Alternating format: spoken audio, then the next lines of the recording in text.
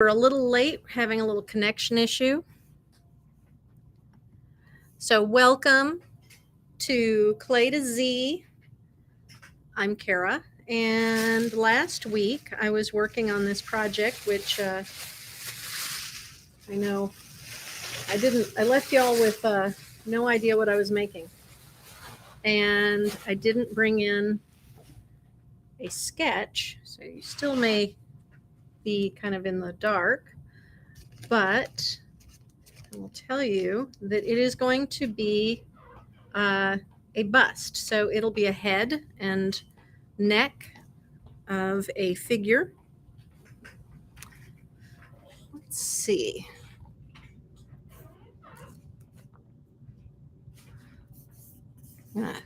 Switch over to chat if anybody wants to say hi. And so this was wrapped really tightly over the week in this room. I actually, because it's very cool, tends to keep things pretty damp. So I don't have to worry too much about things drying out. And today you might hear a lot of background noise. I'm not sure how much background noise you'll hear. But we have a number of people in the studio today. So you may see people walking in and out. And I will introduce them when they do. But at this point, you're just going to see me. Good morning, Christina. So I'm back to coil building, and I do have announcements, information about glazes, glaze results from the past week. Just rolling out a coil. Let me know if the sound goes out at any point.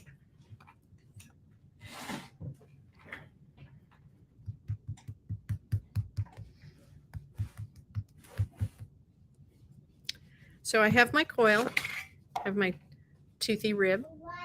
There we go.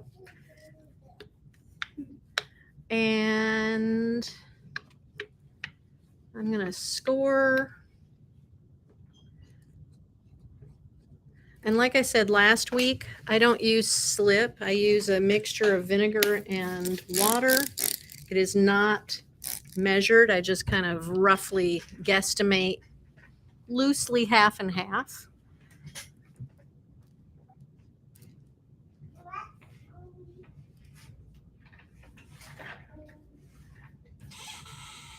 So, things that have been going on this week. You may have heard that we are releasing, Amaco, we are releasing new colors. New colors in the satin matte, Celadon, and Velvet series. And I will be showing you those colors. I will be showing you those colors next Tuesday and next Friday in our live streams and telling you more about them. There are 4 new velvets, 5 new Celadons, and 6 new satin matte glazes, and they are all lovely. So stay tuned for more information on that. That's all I can tell you today. So Christina, I hope that helps out. So we were asking when they're going to be announced. Well, they're announced. They're just pre-orders for distributors start next week. So if you see them here in our live stream, let them know which colors you want, and they will be getting them for you. Yes, Christina, I'm so excited about the new colors. I'm so excited about the new colors too. It's been a little while. We had to deal with some of our supply chain issues before we could release new colors. So we are so excited to be back to bringing things. Will they be out the 23rd, 24th, and 25th? Clay and Stitches asks. And yes, they will be. We expect the distributors in mid-September.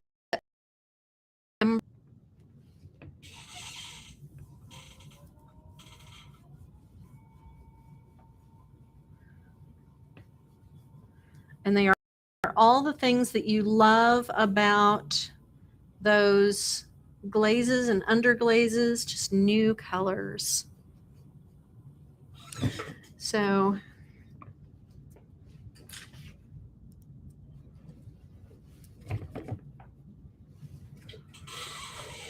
piece is kind of wobbling as I turn it.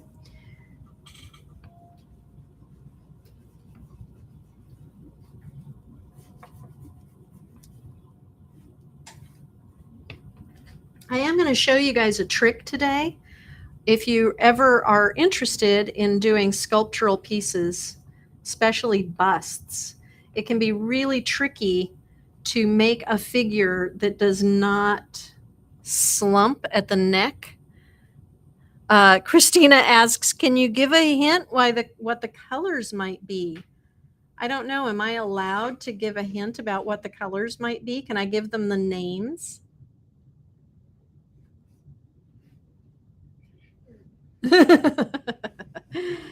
So some of the color names, I'm not going to name all of them because sometimes I forget exactly, and I don't want to give you. Okay.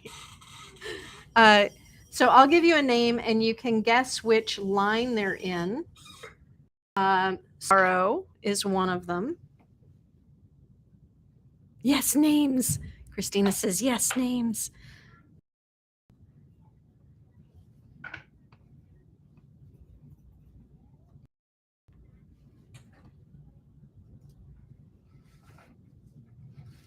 Clay and Stitches. I can't guarantee that Brickyard will have the new glazes and underglazes when you will be in Indiana.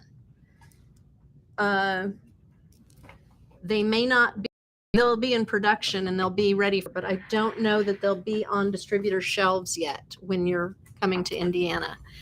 I'm breaking up. Oh no. So one of the glaze names is saguaro.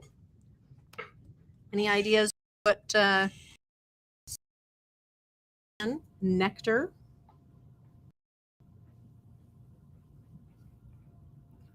Nectar, saguaro, and cayenne are three of the names of new colors.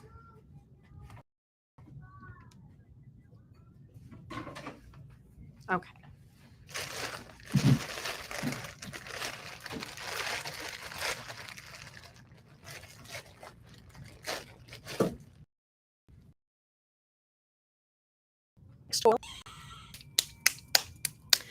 Let's see, what other, oh, I am breaking up. I'm sorry. Gloss glazes, Clay and Stitches asks, gloss glazes, Clay and Stitches, 5 of the glazes will be celadons, which are gloss. 6 are satin mattes. Sorry.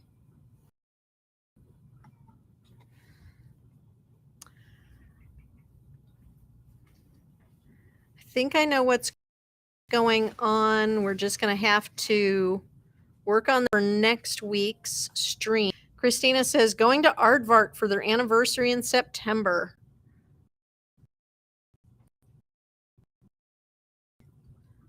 How many years has Aardvark, which anniversary is this for Aardvark?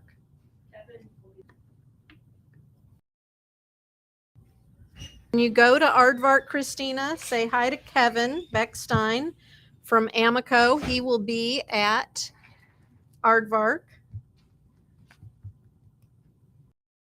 Tell him Kara sent you. Ask if he brought his Cleopatra.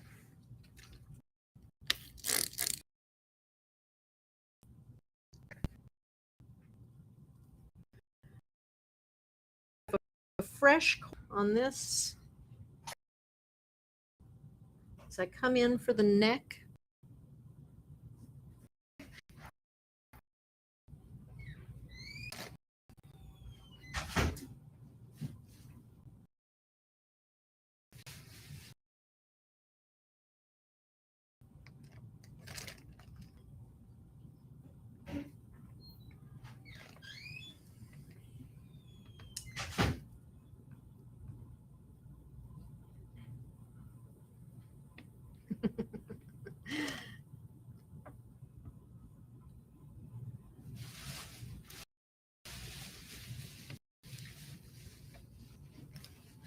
So as I come in for the neck, what happens a lot on figures is that this part will tend to collapse because you have a lot of weight of the head up here weighing down, and there's nothing under there to hold it up.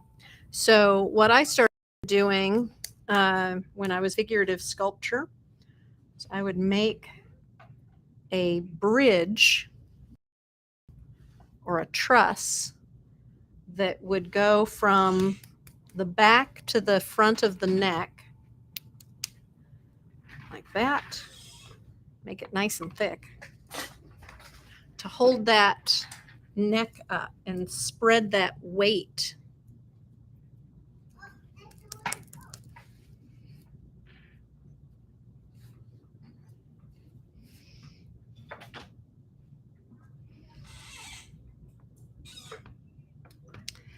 So I put it right in there, and that's going to stay. Now, one of the things I started doing this because a lot of people would use things like newspaper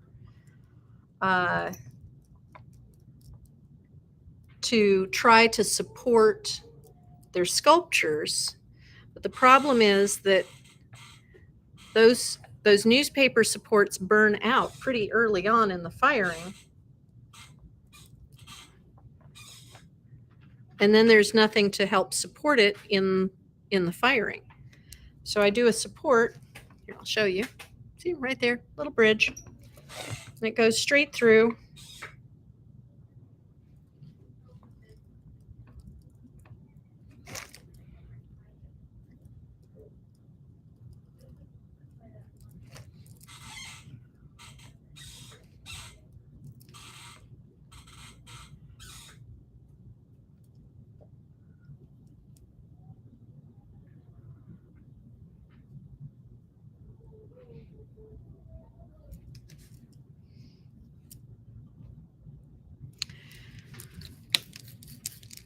Lightly missed that, and I'm going to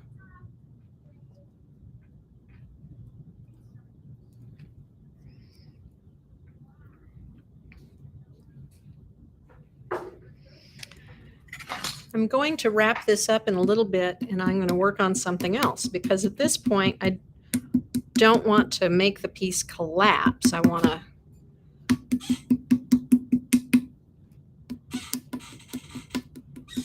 let it set up just a little bit before I add more.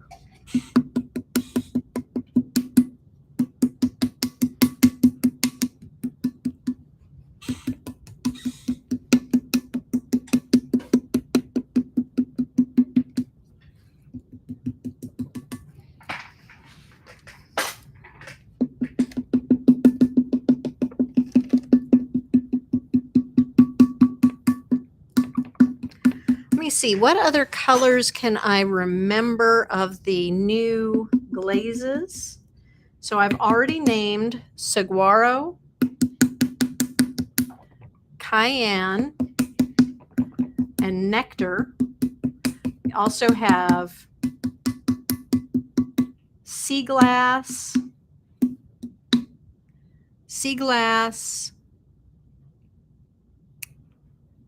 moss, goldenrod.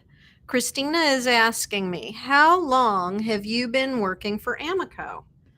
Well, that is an interesting question. So officially on the payroll, I've been working for Amaco for 11 years.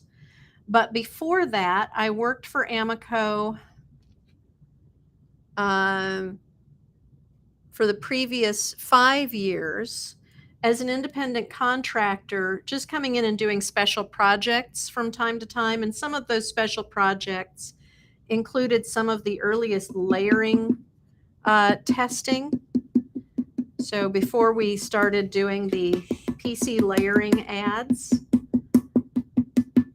I made a lot of the initial chips. So I've been working for Amaco about a little over 16 years. And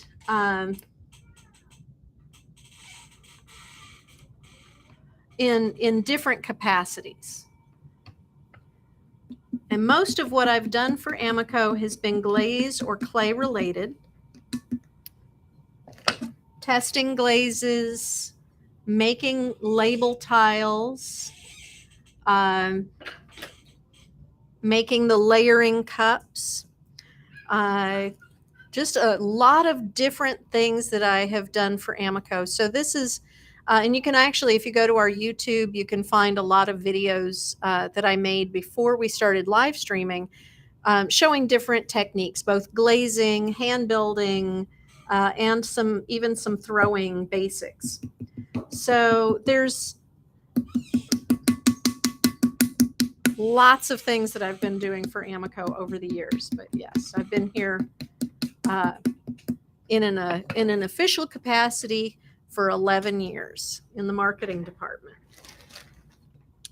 So this is ready to wrap up. What I'm going to do before I wrap it is just lightly mist the top. And then I have my plastic bag. Very, very tightly around the top so that I have an easy putting more clay on there when I come back next Friday.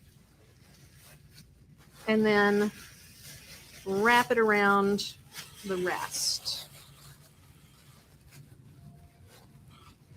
Sea glass. Yes, a green blue. Sea glass is really, really lovely.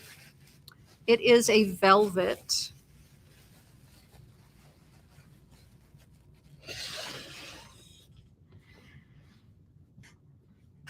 Moss. It's another one. Goldenrod is another color. Nectar. What other colors do we have? Marble, stone. So my next thing is actually making some little tiles. So I have my clay.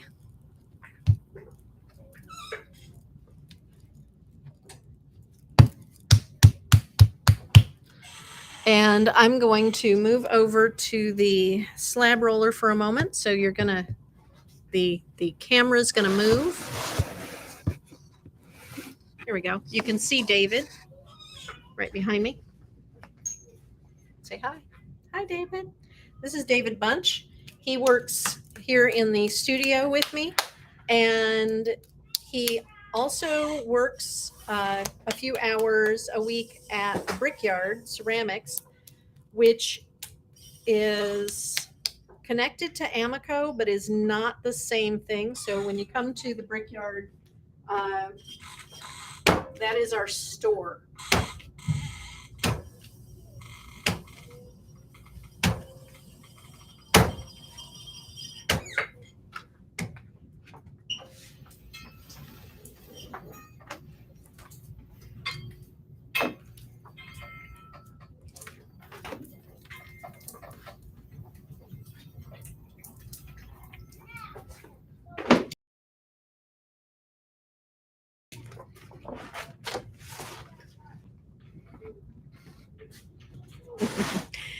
Yes, you will see David in the Brickyard pretty frequently, especially if you come on the weekends. That is generally when he is. Yeah, Saturdays. Saturdays is when he works at the Brickyard. So let me see if I can adjust things so you can see what I'm doing. Sorry.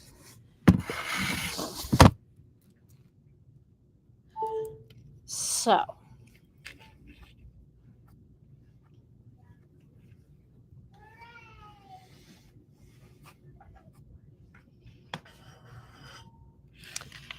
hi, Christina again. Christina says, hi, David. She's in San Diego. I lived in San Diego before moving to Indiana.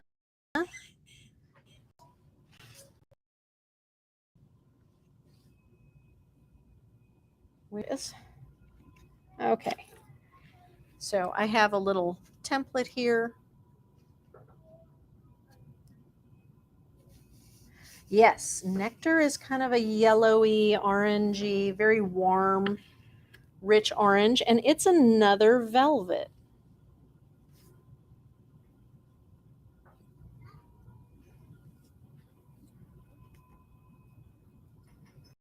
We also have Go is another velvet, orange.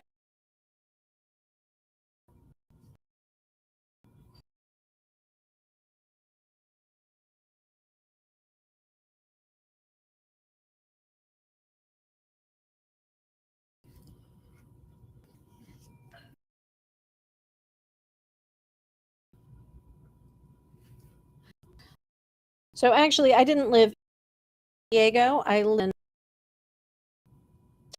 in rural part, which is in the very far north part of San Diego area.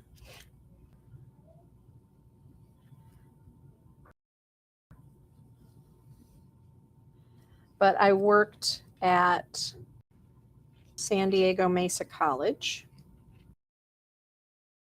and loved San Diego, Christina.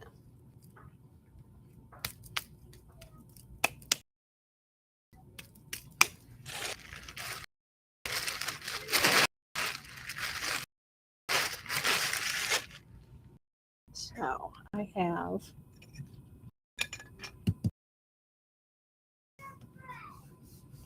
I'm able to almost.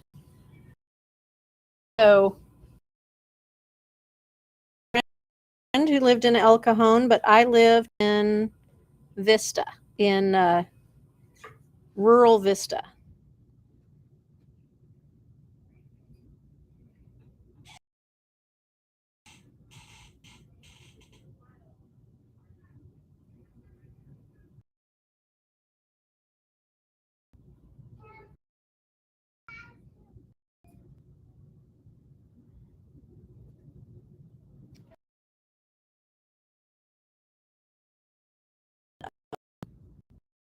In San Diego.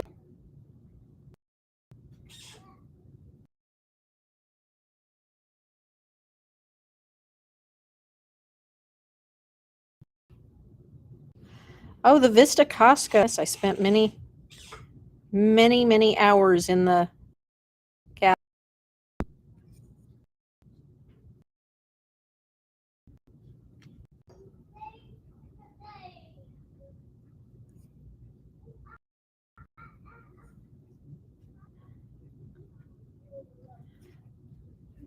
And I do very much miss Rubio's.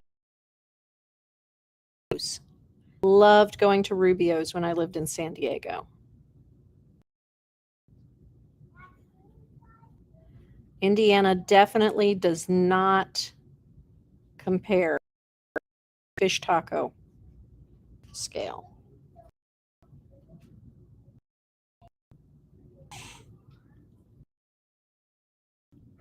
What I'm doing now is I'm using a wooden tool to trace my little template here.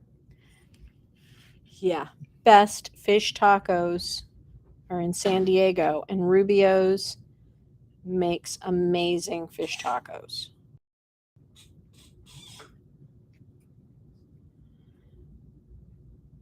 So this is just going to leave a faint imprint in my clay, which I can then use to carve out this tile. I don't plan on using this template more than 2-3 times. If I'm going to use a template a lot, repeatedly, I'll actually put it on plastic, like the plastic that the clay comes in, and then with a Sharpie, and then I can use it over and over again.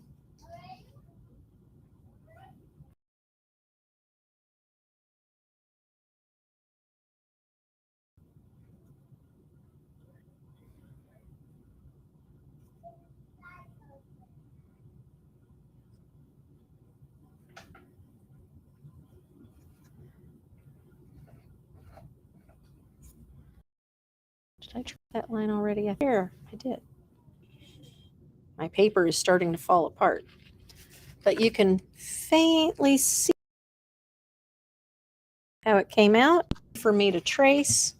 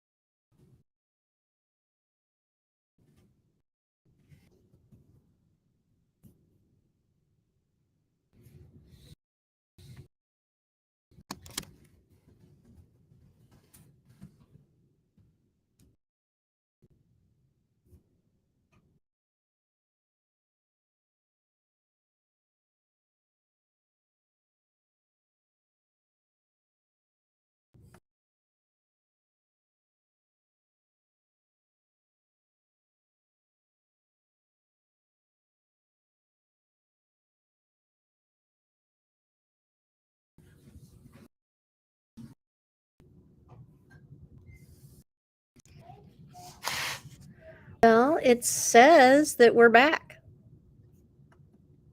Hey, cool. There we go. So, having some issues, but let's see.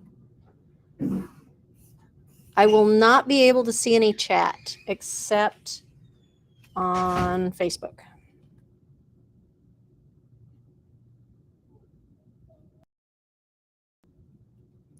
Nope, I'll be able to see that one either. It's not going to let me see it.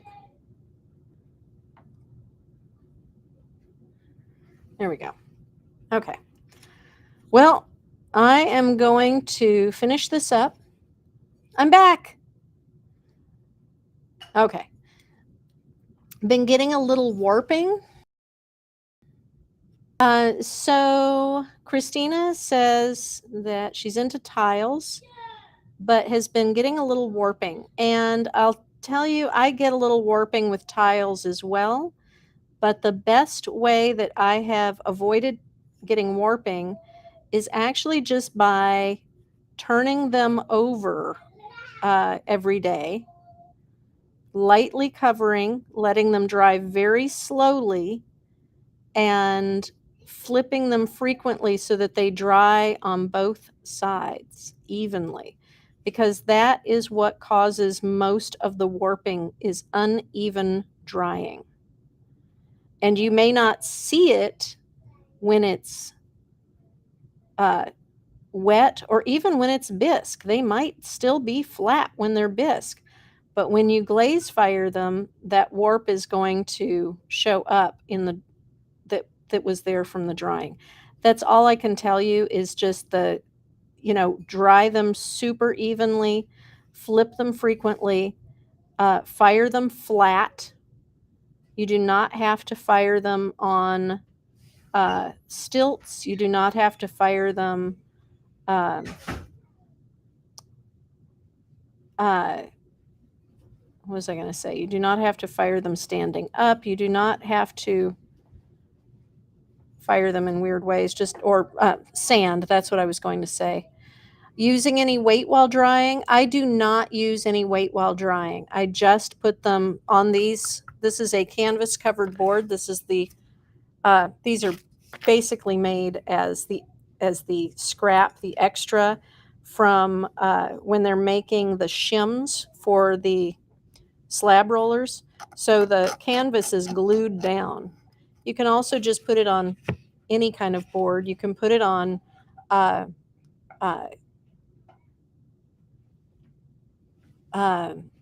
drywall plaster, but I'm always worried about getting plaster in my clay, so I'm a little leery of those. You can put it on just about anything, but my tip is to turn them often and make sure that they dry evenly on both sides.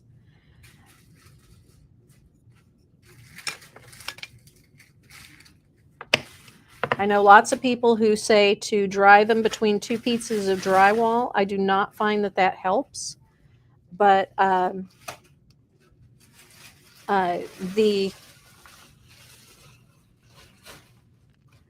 reason that the idea being that it dries from both sides, but I find that it's the airflow that makes more difference. And so when you have two sheets of drywall, the pieces around the edges dry quickly.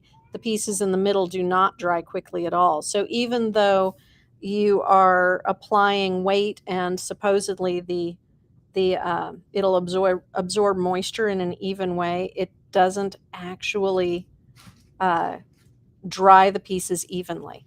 So the best thing is to just have them on a board. So I'll have them on a board like this one.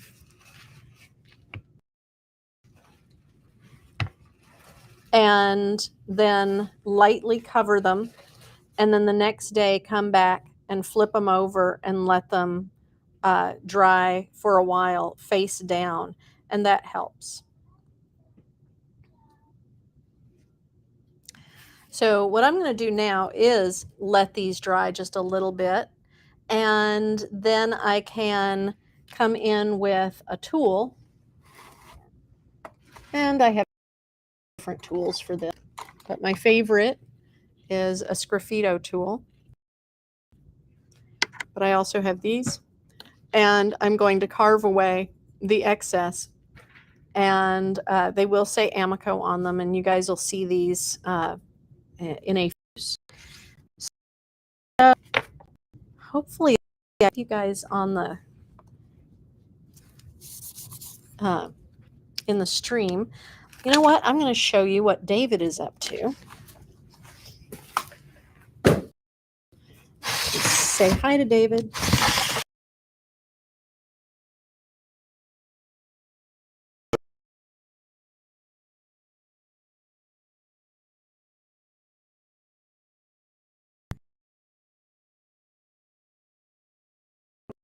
Is it?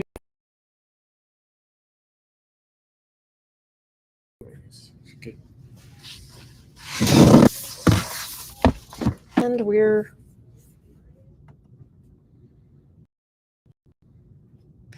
okay. David's behind me. He is making these, so he was going to be wedging up some clay. Aren't those cool? I love that texture. Love how it's coming out. Yeah, it took me a while to figure out how to get the lines horizontal. They start out vertical, and then as the pot gets stretched, they move. That's fantastic. Do you have some more samples? These are like the failed ones, or the ones that I couldn't get to go, but An early version. figured out what I need to do different. Just basically cone it even tighter at the top. I see. So then, when you bell it out, it really, really gets a lot of twist. Yeah, Nice. the base is much wider than the cone. Yeah. At the top. Yeah. And it's like so tight that to get that flat spiral that you can barely stick your finger in it. Do you use a tool or anything, or just? I've been experimenting with some different tools, but the tool that seems to work the best is something that's wood that has some drag to it, like a metal tool or a plastic tool seems to not have enough drag to it. I see. Yeah, so the wood tool like pulls it more. Yeah, to get you started, but really the best tool of them all is your actual hand with some sticky clay left on there. Nice. So, interesting. The more drag you're getting, the better the more clay on your hands, the more drag, which makes for a better twist. Pretty cool. And if you get enough drag, you twist it apart. Oh, well, have to watch out for that. So I'm going to let you all go because both my projects are at a stopping point. And I will be back next Friday, and I'll be showing you guys more glaze results as the new glaze. And join me Tuesday Q and Amaco. I will be Celadon, satin matte, and colors. And I will be here doing some Scuffito with the new velvet colors next week. So until next week, take care. Thank you. Happy glazing.